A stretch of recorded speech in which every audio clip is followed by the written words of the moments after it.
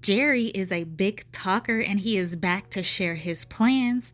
I'm sure you know someone like him. If you do, you have a story to tell.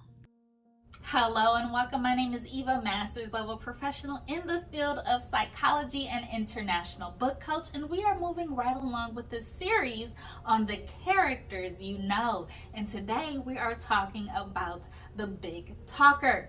They sound good. They have grand plans. They're full of interest and enthusiasm. They like to impress with their ideas, but they are secretly afraid of the effort and attention that it takes into making their dreams become a reality.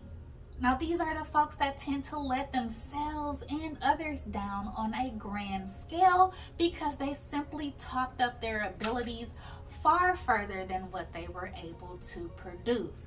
They will often look for ways to blame others or look for scapegoats in order to deflect attention from themselves when things happen to go wrong.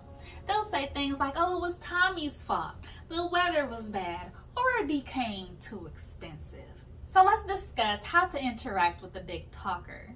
Certainly be amused, nod your head, listen with interest and enthusiasm, but don't discourage them because this often leads to conflict. And certainly you might want to think twice about lending any money to this individual. There's no telling what the outcome may be. The ego is fragile, and sometimes our dreams simply get the best of us.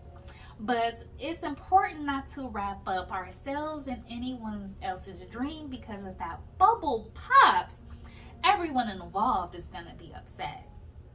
Just take a look at what this person has produced in the past. This will key you in on how likely they are to continue to reach their goals.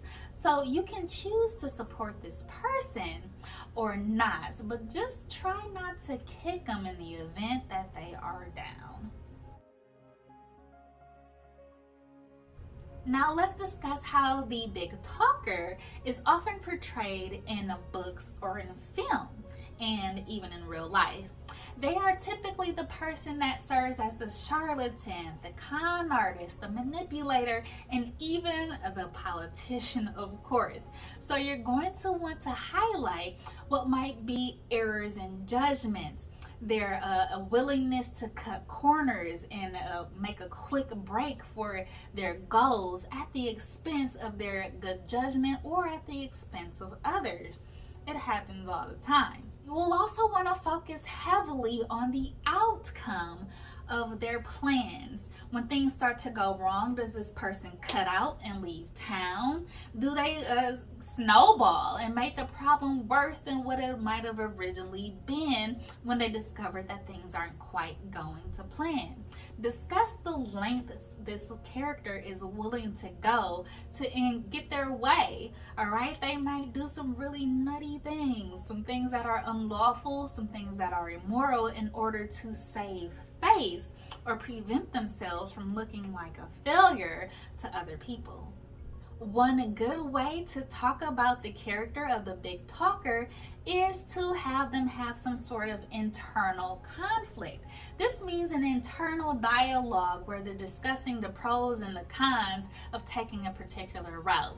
That may mean coming clean and admitting that they're not able to produce what they originally planned, or they're going to continue to cover up the situation, look for an out, or take off with someone's money. This is always like a big thing. They're taking off, they're making a break for it, they're running for the hills before they get exposed, right? This makes for a really big chase, perhaps, and something that's engaging and enthusiasm for the audience. They might be cutting out on investors, for example, or leaving their spouse and children behind because they simply can't deal with the fall. All right, so I hope this has helped you out in developing the character of a big talker or identifying the big talkers that you might know in real life.